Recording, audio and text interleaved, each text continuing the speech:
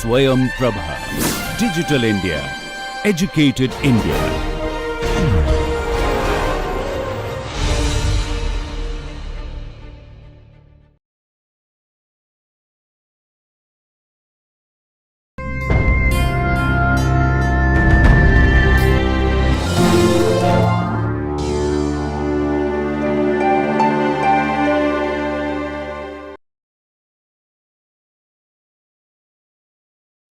So, where did we end in the last session? The last time we met, what were we talking about?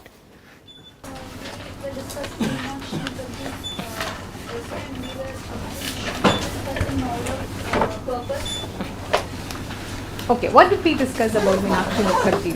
What kind of things were she talking about Indian English fiction? Go back to your notes and tell me. She talks about Indian fiction in English as breaking away from the British legacy. And it's not something that the British has left us Yes. to take up and continue. Right. More in the sense of finding a reconciliation between Indian system of values. Yes, very good. This point lies at the heart of Meenakshi Mukherjee's discussion, because Mehrotra and many others, they were talking about Indian English writing as an offshoot of colonial modernity, as an offshoot of a legacy that the British had left behind. So, Mukherjee is telling us that it is also important to look at it as a native tradition, to take into account the various other cultural impulses which were at work, to look at the ways in which it also reflects some of the traditional narratives. Yeah, she's not really saying taking a very nativist position and disregarding the colonial legacy, but she is arguing for the need to have a fresh kind of historical approach towards Indian fiction and Indian novel itself. And in the next few sessions, in fact, even when we are discussing today, and also in the discussions that you would be doing as part of individual novels, you will find that you will be time and again going back to Meenakshi Mukherjee, because from the 70s, one could even say till the year she died, there is a way in which she had been continually contributing to the history, the criticism of Indian writing in English. And when we talk about the scholarship which is associated with Indian fiction in English, it is difficult to overlook many things that she said, because either most of the traditions, most of the criticisms which came after, it was all either in some way they were taking off from what Meenakshi Mukherjee spoke about, or they were departing in significant ways away from what she said. So, she would be informing most of our discussions for a while, and we would also note that many of the important things which are of significant concern for Indian writing in English, particularly Indian fiction in English, Meenakshi Mukherjee had always had something or the other to say about it. So, today we are focusing on two essays. This is first one is Pilgrim Prose and the Novel of Purpose. This is from Meenakshi Mukherjee's work Realism and Reality, and also on this chapter on the beginnings of the Indian novel. This is from Mehrotra's Literary History. So, just to also give you a sense of how Meenakshi Mukherjee's readings can also be looked at from an alternate point of view, particularly from the point of view of Dalit writing and the perspective of caste. We also take a very brief look at Dilip Menon's essay A Place Elsewhere, lower caste Malayalam novels of the 19th century, and this is from his own book Blindness of Insight, which came out in 2006. Yeah. So, why are we looking at Meenakshi Mukherjee again? Why are we talking about certain historical sense again, though because as you know, we started talking about the need to historically situate Indian fiction in English. This is the fourth or fifth class that we are having, again talking about the need to situate it historically, because it is also important to what Meenakshi Mukherjee does is, she is trying to look at it from the point of view of a historian. She is trying to locate Indian writing in English and Indian novel in general in a very historical way. She is trying to situate it in a historical way, but at the same time, she is also responsible for foregrounding certain conceptual and theoretical frameworks which could be used in the study of Indian English novel, and those frameworks, quite surprisingly and very interestingly, they continue to remain as a dominant framework. You can only depart from the frameworks that Meenakshi Mukherjee had put forward.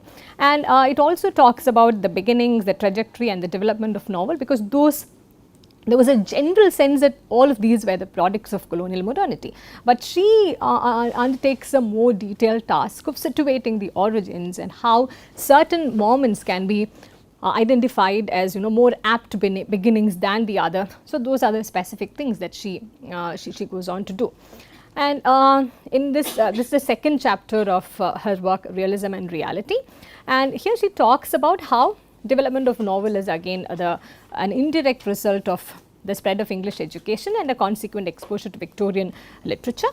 And here what is more important is that she is not focusing on the event of the minutes. She is not focusing on the say the colonial enterprise as the only force or the prime force behind the production of these sorts of writings. Which is why she talks about the indirect result of the spread of English education and a consequent exposure to Victorian literature. And she is talking about a range of other things which shaped the prose in English. She is not talking about the novelistic enterprises per se.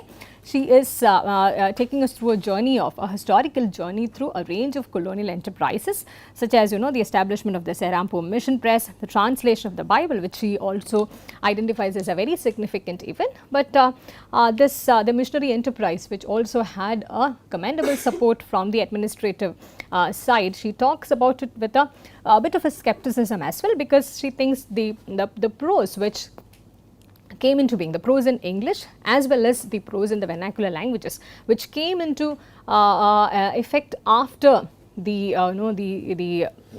translations of Bible and many other Christian literature into different languages. She says those sort of works perhaps had a very questionable literary value, and these notions about the secular prose and the religious prose and how she differentiates one from the other, this in fact has also had a lot of bearing on the way in which we talk about good literature and bad literature. We talk about whether certain works are literary or non-literary. In fact, Dilip Menon's work also comes into plays an important role in this context, because he says maybe whenever she is talking about religion, it was not entirely about religion, it was also about caste. Yeah. So, Dilip Menon also wonders, Dilip Menon is not really in dialogue with Meenakshi Mukherjee, but there is a way in which we can bring both the texts together.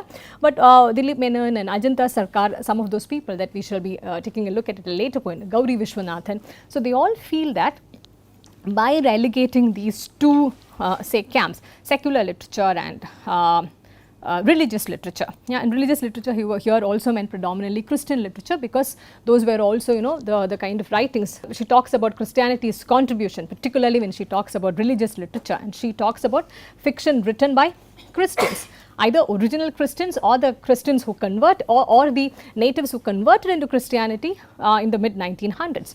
So here when she talks about these novels, and these are all in fact novelists who wrote both in English and as well as some of them only in their native languages. In Bengali, and Mrs. Collins was a missionary based in Kerala, and she is supposedly said to have written the first ever novel which came out in Kerala, but it was also written in English. But there is very little scholarly or critical attention on that. Maybe it's primarily because of the way in which Meenakshi Mukherjee identifies the existence of these works, talks about them, and also categorically says that those are not, their literary value is very questionable, and those are not really secular prose literature that you can engage with. Based on her evaluation, in fact, you can also take a look at one of the things that she says. It's also part of the course material that I've given. Meenakshi Mukherjee says in the last 30 years there has been only 300 converts, of whom 200 were Parayas. Seen as a whole in the 19th century, the spread of Christianity in India was not a central event socially or culturally. The literary byproducts of missionary activities also turn out to be minor works, contributing only indirectly to the evolution of novel in India. But the tributaries are important in understanding the mainstream. She is being quite right from the perspective of a historian, saying these are only tributaries, those are not like major forces at work. But the way in which one can't really say dismiss, the way in which she marginalizes certain literary products in comparison to other kinds of writings. That has been seen as a bit problematic by Dilip Menon and also by Ajanta Sarkar. Those are also some of the essays that we shall be taking a look at a later point, when we particularly talk about caste in the context of, again, untouchable and God of small things. So, one of the arguments that Dilip Menon puts forward is that there is a need for looking at modernity from a historical as well as a contextual point of view, which is why he says these set of novels, we will not go through the details of those, which Meenakshi Mukherjee quite, she gives us a quite a detailed description of those individual works which were produced in different languages and mostly by converts or and in some of the cases even by wives of the missionaries. Yeah. So, and Dilip Menon feels that these novels cannot be perhaps seen as written by Christians or converts. Maybe there is a caste element which is taken as merely as an incidental fact, and she talks about how there are certain works produced in 19th century in Malayalam, in Kerala, where religion, conversion to Christianity is not perhaps the dominant thing. Maybe it's about the experience of slave caste. And he also wonders whether it becomes convenient for dominant literary critical methods to relegate these aspects into religion and then thereby gloss over the aspects of caste. And he also talks about how these set of novels which Meenakshi Mukherjee puts in the category of Christian novels, thereby not secular prose. Dilip Menon wonders whether they in fact are encouraging us to go about with an exploration of a subaltern imaginary that is excluded from the novels written by the dominant caste of Nayars at this historical moment. He is also doing a comparative study between the other kinds of novels which were emerging from Kerala, written in Malayalam during the same period of time, during the same time when colonial modernity was taking root in Kerala. And Gauri Vishwanathan's work, its Masks of Conquest, that also draws attention to the distortions of colonial modernity. So, in a way, it's a feat that Meenakshi Mukherjee achieves to trying to situate the historicity of Indian novel away from only the clutches of colonial modernity. But Dilip Menon, Gauri Vishwanathan, Ajanta Sarkar, critics like them, they go a step further and they also engage with the distorted ways in which colonial modernity had been theorized, the distorted ways in which colonial modernity was being talked about. So, having said that, though we have to be attentive, alert to the rereadings that even Mukherjee's work is possible of, the rereadings that we have to undertake of Mukherjee's works if we were to analyze Indian fiction in English. There are certain significances associated with the frameworks that Mukherjee gives us. She tells us how to analyze Indian fiction as a colonial as well as a native product, and she also encourages us to be attentive to the difficulties and challenges inherent. For example, these are the difficulties that she talks about: how to make sense of modernity, Western tradition and native worldviews, and how to process all of them together in this new form of narrative which is available to us, how to engage with the internal difficulties that one have as well as the external ways in which one is dealing with it. So, I reiterate, one of the important things that Meenakshi Mukherjee does is to situate the historicity of the genre and also locate a particular literary tradition. This term is very important. If you recall the many discussions that you had in the context of think of a range of other courses that you had done. There is always a literary tradition in place, but this being in the sense that there is a way in which you talk about particular authors, either in terms of how they continue the literary tradition, how they depart from the literary tradition. That's how we even demarcate different literary ages. But here when we look at Indian writing in English, it's just like one seamless sea. It is difficult to see where the demarcations are, particularly in the earlier phases when you talk about it. It all looks as if it's all different byproducts of the colonial modernity. So, what Meenakshi Mukherjee does is, she tells us how you can trace a particular literary tradition even in that. So, those initial moments of those initial moves which are important both for literary history as well as for for developing a critical enterprise. Both of these things are being done through Meenakshi Mukherjee's works. And she is also giving up, this is very important, she is setting up yardsticks for reading and evaluation, which is why even today when we look at certain kinds of work, we just begin to wonder whether this is like purely based on certain kinds of experiences. Is it secular enough to be included? Are there certain difficulties if you include this kind of writing? Will it totally beat the purposes of modernity? Will it totally beat the purposes of say the new kind of prose that we are being used with? Maybe from this yardstick, looking at literature, particularly Indian fiction in English, from this kind of a yardstick, you also, when we talk about particular texts, the base in it, certain kinds of writers have always been privileged over the others. Maybe that's a time when you also have to revisit some of Mukherjee's postulations and see whether those yardsticks worked in particular ways in exclusion, in inclusion. For example, when she talks about the importance of secular criticism, it also means ignoring the aspects of religion and caste. It is I'm not saying that's a very say deliberate thing that she is doing. Maybe this happens inadvertently as a result of employing certain kinds of critical practices, but our task is also to be alert to how it works unknowingly or inadvertently. And this focus on the literary prose. For this, we can't really say it's all Meenakshi Mukherjee's faults. Even otherwise, certain kinds of assumptions are there about what is literature and what is not. And if you look at Indian writing in English, Indian fiction particularly, there has been very little experiment except by way of certain ways in which Rushdie has employed language, or there is one novel in verse. Which is that one? There is a novel written in verse by one of the leading Indian English writers.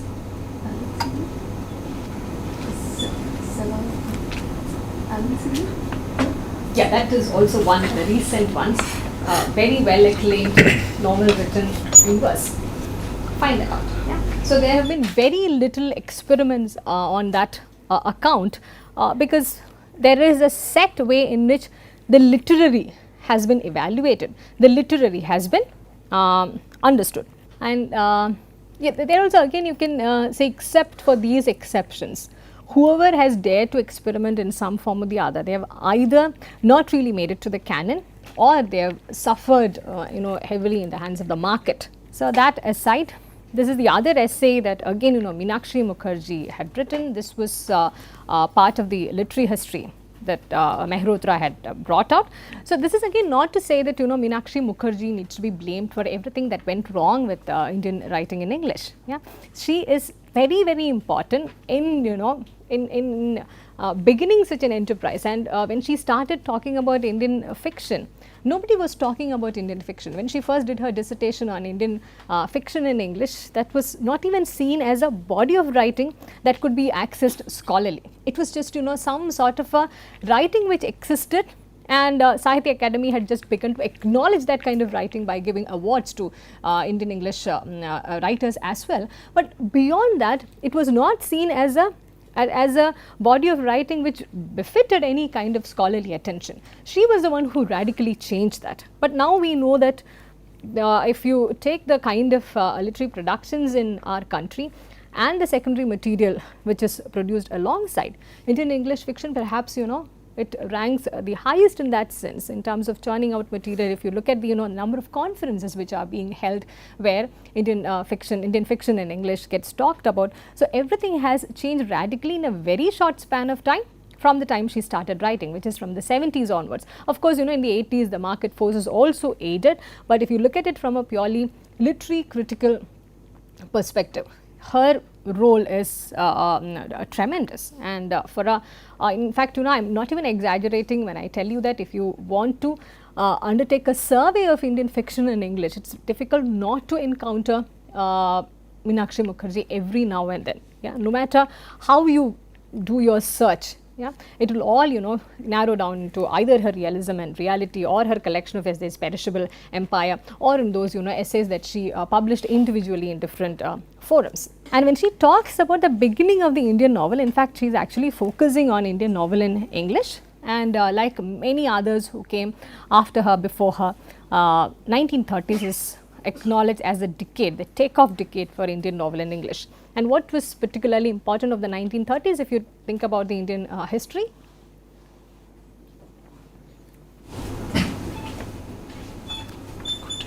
Please, Indian students respond.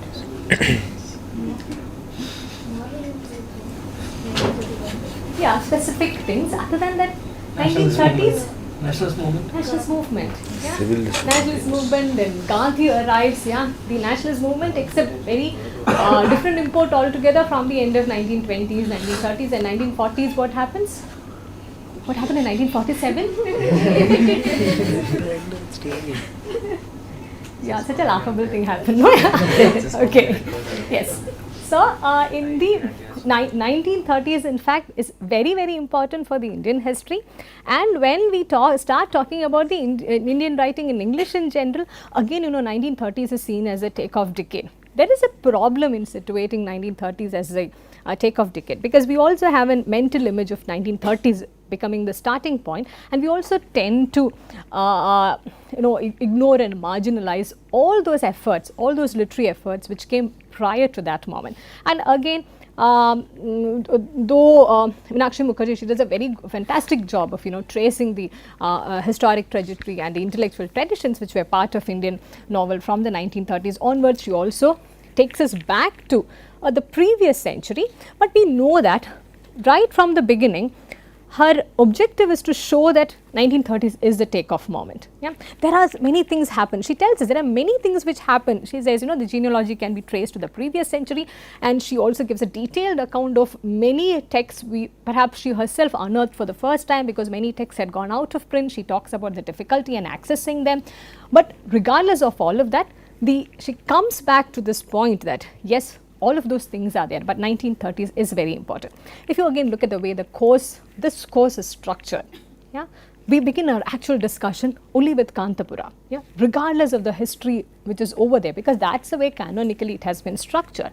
Many things may have happened prior to that moment, but we begin with Gandhi, we begin with Kantapura, we begin with how the Indian fiction responds to the nationalism moment in particular ways. And the two novels that we talk about in between from the 19th century, Kailash Chandra Dutt and Shoshi Chandra Dutt, those are about imaginary insurrections. Yeah? So, unless you have a dialogue with the colonial power, unless you have a story to tell which also runs parallel to the political mode of the nation, it's not it's not worth telling. Meenakshi Mukherjee also talks about a number of other texts as well, but they are clearly the other texts. Many of them are not available, some of them are, there is absolutely no kind of scholarly attention which has been paid on them. We would shortly see as well.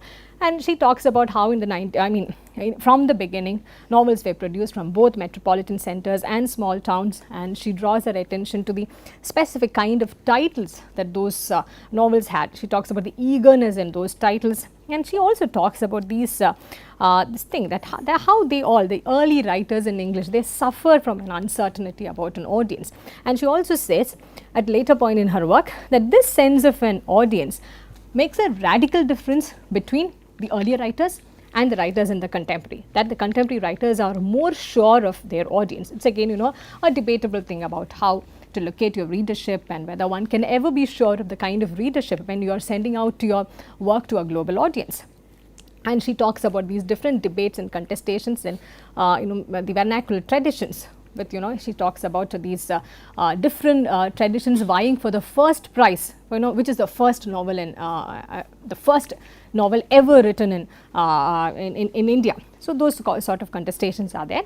And when she begins to particularly trace the trajectory, she says the objective is to dispel the general amnesia about these predecessors. And more than that, she does not, and this comes towards the end of the essay. In fact, when she talks about the general amnesia about these predecessors, her task is not to say that the novels which came in the previous century were superior to the ones which were produced in the 1930s, but to show that we should not pretend that there was no novel at all. Yeah, she's not trying to privilege them over the other kinds of writings available in the post 1930s in any way. And she also, just like we have noticed with Mehrutra's introduction and also the brief discussions in the other work, she also talks about these two pre-novel narratives which came out in 1835 and 1845. Those are about imaginary insurrections, based on a projected future where the British also are forced to say move away from their colonial enterprise. And in this pre-novel narrative era, she talks about how there are no generic expectations, there is no over dependence on any canonical literary text from the West. We do not see these early writers imitating them blindly, and she also says they are not weighed on by abject servility. So those points she just glosses over, but they are very important in the sense that right from the beginning it was not as if though all of these novelistic traditions were an offshoot of colonial modernity. It didn't begin with the sense of servility or with a sense of blind imitation. And she talks about how those works were also politically radical, but she says that radicalism was of a simplistic variety. So later when we talk about the politics which is part of Indian fiction in English, maybe we would also begin to see that any kind of uprising which was which came into being before 1857. What happened in 1857? Yeah, it's also the Sepoy Mutiny or whatever is known as the first war of independence, the first struggle for independence that happened in 1857. And usually we see that there is a tendency to see whatever happened before 1857 as as some kind of a politics of some kind of a radicalism of a simplistic variety, and again whatever happened before the 1930s or before Indian National Congress was officially formed, that's the end of the 19th century. So we begin to see that those sort of movements, even the politically consolidated movements prior to the formation of Indian National Congress, prior to the arrival of Gandhi, prior to the 1857 revolts, those are not seen as organized revolts. Those are not taken very seriously. Also drawing your attention to subaltern studies, I hope you must have heard of this term in the context of post-coloniality. One of the most important objectives of the subaltern historians is to take our attention away from this dominant nationalist historiography, drawing our attention to the many kinds of insurrections, revolts, the peasant revolts, which were all part of India's struggle for freedom, which were not always associated with the Indian National Congress, which were not organized, mobilized by Gandhi or such similar figures. So here we find a way in which Meenakshi Mukherjee and all the other dominant critics, they are treading a path which runs parallel to the nationalist historiography. Which is why when some of the even Rushdie, when he begins to talk about moving away from the dominant story of the nation, we know that he strays only to a certain point. Again there is a limit to the ways in which he strays. And many others, particularly the Dalit historians and the feminist historians, they all had a problem with the kind of alternatives which were available even when one was retelling the story, because the dominant mode, the dominant acceptable mode was the nationalist way of talking about history, the nationalist way about talking about politics. And that said, she draws her attention to these two figures as well, Lal Bihari Dey and Kripabai Satyanandan. Kripabai Satyanandan is one of the earliest women writers, and Meenakshi Mukherjee has also worked extensively on her. And she very briefly draws her attention to how some of these writers who were fluent in writing in English, and A. Madhavaya is a writer who wrote both in Tamil and in English, and how they also flaunted the kind of subjection that they felt under the British rule. And this is what she writes: with kind treatment, the Indian will remain a British subject for years to come. For the matter of that, he will remain so probably after any treatment, but he will show pleasure and pride in being so if treated kindly. So we also find she also talks about A. Madhavaya as a representative of this kind of an attitude, who are happy to be under a benevolent colonial rule. And this is not something that we can isolate and talk about, because if you remember the rhetoric used in Srinivasa Iyengar's work, that was also a kind of pleasure and pride in the benevolent aspect of colonialism. Yeah. So, we also see another paradox over here. If you go back to the other slide, here she talks about the earlier works. There is no dependence on canonical literary texts, not weighed down by abject servility. Yeah, maybe in their novelistic narrative enterprises that's not very evident. They are willing to move away as a different literary tradition altogether. But when it comes to the kind of politics that they foreground, the kind of politics that they accept here, maybe there is a sense of pleasure and pride, because I have not read through any of the works that Meenakshi Mukherjee talks about. She is maybe we can say that she does not give a number of details to prove this point, but we cannot say this is an entirely an isolated point, because we do find corollaries in certain other writings and writers as well. Mostly this essay talks about a number of details related to the text produced before 1930s, yeah, in the previous century. And the other major theme in this that she talks about is the ambivalence between tradition and modernity. And in her own words, if an ambivalence about Western civilization on the one hand is liberating and on the other as a threat to Hindu identity, continue to mark these early English novels written mainly by Hindu male upper caste writers, that's seen as a very incidental thing over here, which gets problematized in later when Ajanta Sarkar, Gauri Vishwanathan and they all start talking about it. There was, however, nothing ambiguous about their attitude to the Muslim whom the British had displaced as rulers. So, we begin to see different kinds of politics at work. It is not that these Indian English writers were only anti-colonial. There were also certain other internal kinds of disputes. Seeing it's not about seeing only the British or the colonial enterprise as the enemy figure. It was also about locating an other in terms of religion, in terms of caste. And she here, she makes this incidental reference to how most of these writers were Hindu male upper caste writers, but the radical opposition is drawn, say, only between Hindu and Muslim. Yeah, gender and caste are seen as incidental categories over here. They just happen to be male, they just happen to be upper caste, but the same sort of other figure, the same sort, if not an enemy figure, the same sort of an other figure perhaps can be located in the female subject, in woman, as well as in the other castes, other castes which are lower in terms of hierarchy. Yeah. So, these things Indian, not just the critical enterprise, even Indian fiction in English in general, it was not alert to many of these things for a very, very long time. Even today, when we talk about caste, and if you would like to do a presentation on caste in Indian English novel, yeah, suddenly you realize that you really don't have a choice. You have to either talk about Untouchable, or then you come back and talk about Arundhati Roy's God of Small Things. Yeah, it's as if you can talk about caste only if there is a lower caste figure. Yeah, those are the only discussions which in the space of Indian fiction in English had been allowing. Yeah, it's not as if caste is otherwise entirely absent.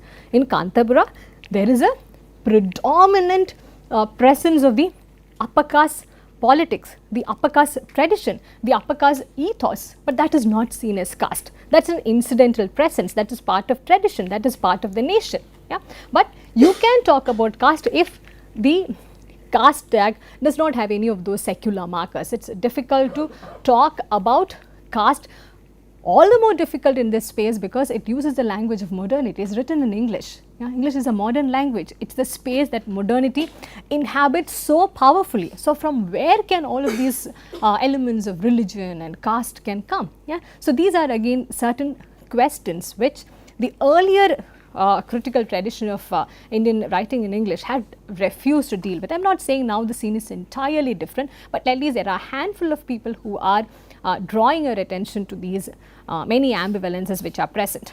And she also talks about how many of these writers felt that the Hindu civilization can be projected as a superior one as opposed to the ineffectuality of the West. And this she does not really press this point much, but one can always assume that this sort of attitude was very prevalent because it was also going parallel, it was also in tandem with the anti-colonial agenda that nationalist movement had. Yeah. Then talking about the writers in English and other languages, she again comes to this point which has been reiterated in various other phases by Meenakshi Mukherjee herself, that writers who are writing in English as well as in the other languages, both were products of the same educational system, and the only difference was that the Indian English writers, they sort of displayed their knowledge of the Western literature more obviously than the others. And she particularly talks about this case of Bankim Chandra Chattopadhyay, who wrote the first English novel Rajmohan's Wife, but after that he never wrote again in English for the reasons of nationalist fervor related to questions of nationalist loyalty and all. He shifts from Bengali to English, and she also tells us about the need to ask questions related to this choice more pertinently in the contemporary, and briefly talks about Lal Behari Day as well, one of the earlier writers.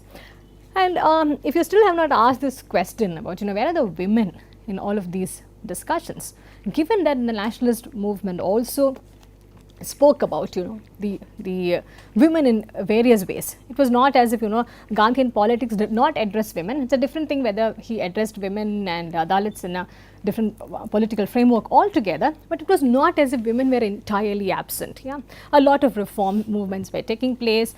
Women were always part of the nationalist project as well. They also wanted to talk about women's education, so on and so forth. But when we talk about the history of Indian writing in English, there is a very conspicuous absence of women. Even if you talk about the contemporary women writers, maybe occasionally there are certain writers that you can flag and show. Yeah, there is one Arundhati Rai, one Kiran Desai. Other than that, yeah, we do not find a formidable presence of a set of women writers. Just like we can talk about the triumvirate of the 1930s, or the the Rushdis and the Seths and the Ghoshs of the contemporary. Yeah, so which is why she talks about Kribabai Satyanandan and talks about this writer who lived from 1862 to 1894, and she tells us that the interest in Kribabai Satyanandan is not merely of an archival interest. We also need to engage with her work for knowing what kind of presence gender had, how gender was also a part of all of these discussions. And these were the two major works that she published. 1894, Kamala, A Story of Hindu Life, and in 1895, that was after her death, Saguna, A Story of Native Christian Life was published. The second one was considered largely autobiographical, which also entails that she belonged to a family of converts. And her work was reprinted only in 1998. So there's no surprise that no scholarly attention, no considerable scholarly attention was given to her work, and 1998 is a fairly late moment to talk about many things that happened in the previous century. And this is also the time, 1990s is also the time when renewed interest is being given to women writers. There's a lot of work which goes on to as part of literary history to dig up old writers and talk about them.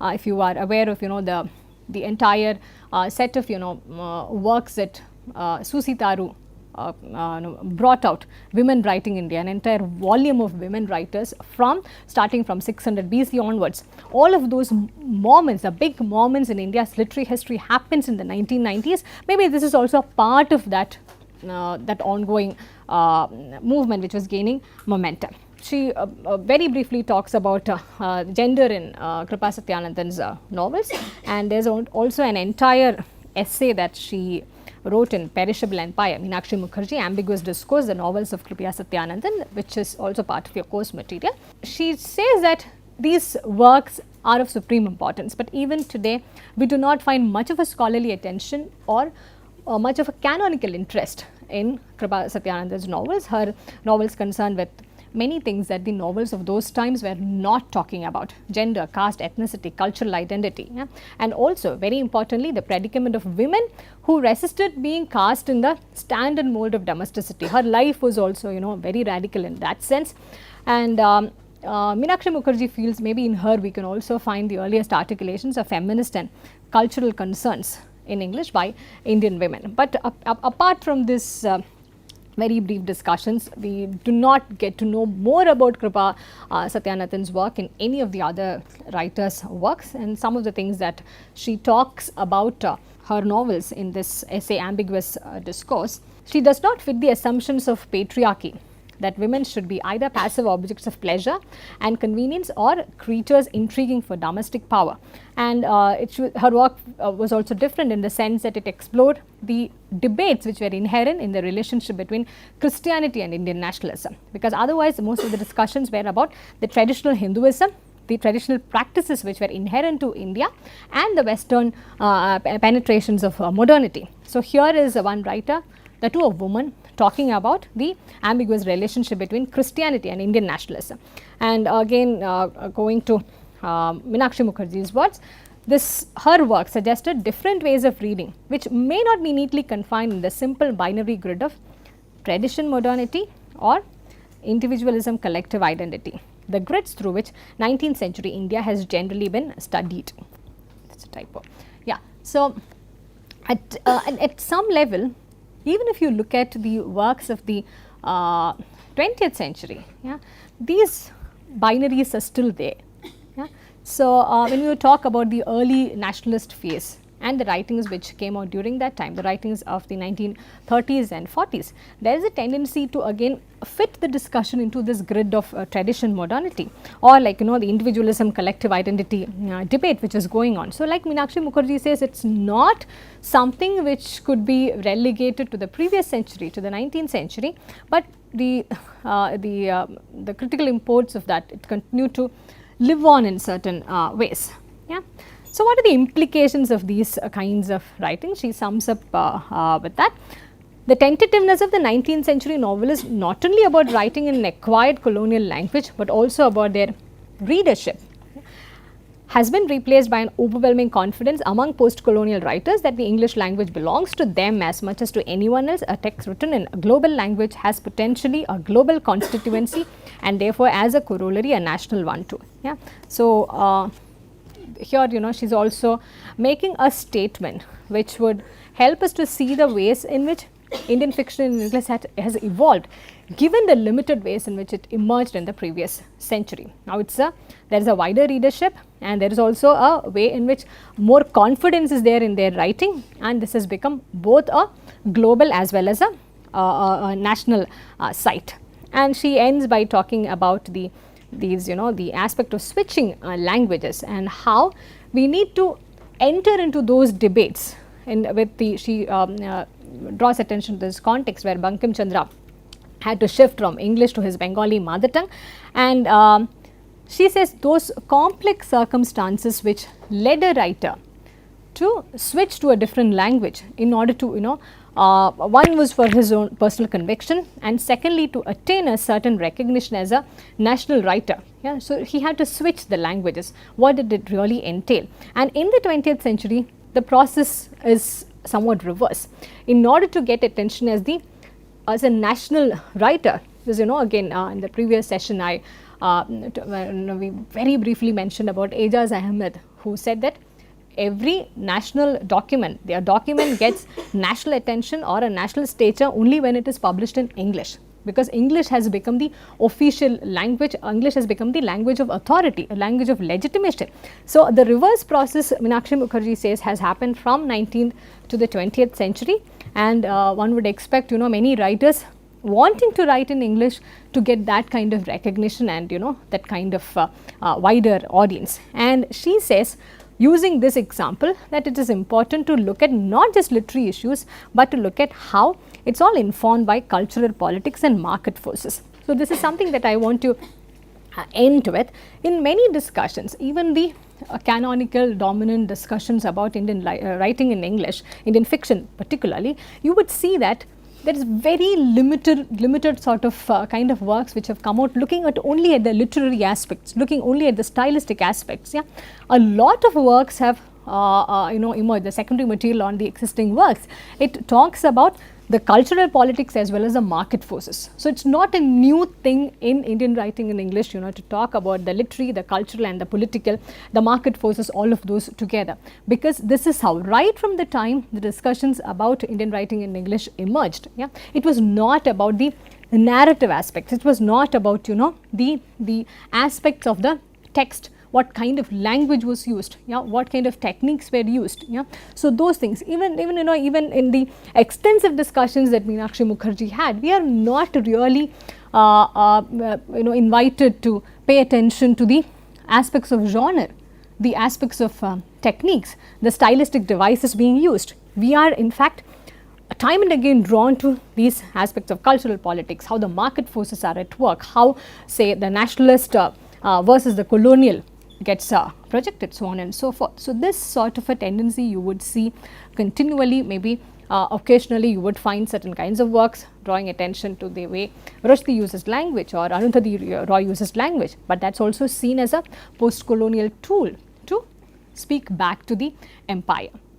So, to sum up, it would not be wrong to say that Meenakshi Mukherjee had laid the foundations of the critical approaches towards Indian fiction in English, but nevertheless there are also the others who have shown the ways in which you can depart from those. So, when you make your presentations also see if you do not have to always make a reference to Meenakshi Mukherjee, but see how Mukherjee or the dominant historians or the critics have already given you a framework within which you can talk about those works, and how important it becomes to move away, and how impossible also it becomes to move away in order to produce a new kind of reading altogether. But nevertheless, what I want you to keep in mind is that the framework that now we take for granted to talk about the tradition of Indian fiction in English, or the the intellectual trajectory of Indian fiction in English, that was, there were certain pioneers who had to painstakingly undertake this task. And there is another book by Meenakshi Mukherjee, Twice Born Fiction. There she, in the preface, she talks about the difficulties that she faced in the beginning when she wanted to work on this body of writing, Indian fiction in English. There were people like wondering, what is there to be done on Indian fiction in English? Can any kind of scholarly work be undertaken on that sort of writing? And in the 1970s, in fact, there were many who even thought that by the end of the 1970s, one would also see the death knell of Indian fiction in English. But quite the reverse happened with the 1980s and Midnight Children and Rushdie happening. That is another story altogether. So, in the next session, this is again before we move on to the presentations with Kantapura from next week. And please read through Rajmohan's wife, the introduction that Meenakshi Mukherjee gives to the novel. Just about 2 pages. There is a preface by Brajendranath Banerjee. Also, please find out who Brajendranath Banerjee is. That is a 1-page preface that he gives, and a short essay from Perishable Empire, again which Meenakshi Mukherjee writes. So, lot of the critical interventions that we have with respect to Rajmohan's wife, and it is from Meenakshi Mukherjee, and you will also find that very little scholarly attention has been invested on this work. If you want to take a look at the novel very briefly, you can borrow it from me. You will also see it does not really comply to any of our expectations of a novel. It was serialized initially, then it became a novel. You would find it at times too long drawn and with lot of descriptions. So, but if you want to take a look at it to see how the fiction was written during that time, and again when he starts writing his Bengali novels, it's in a very different way altogether. So, please do read through these works, at least the introduction by Meenakshi Mukherjee. So, that is all for today.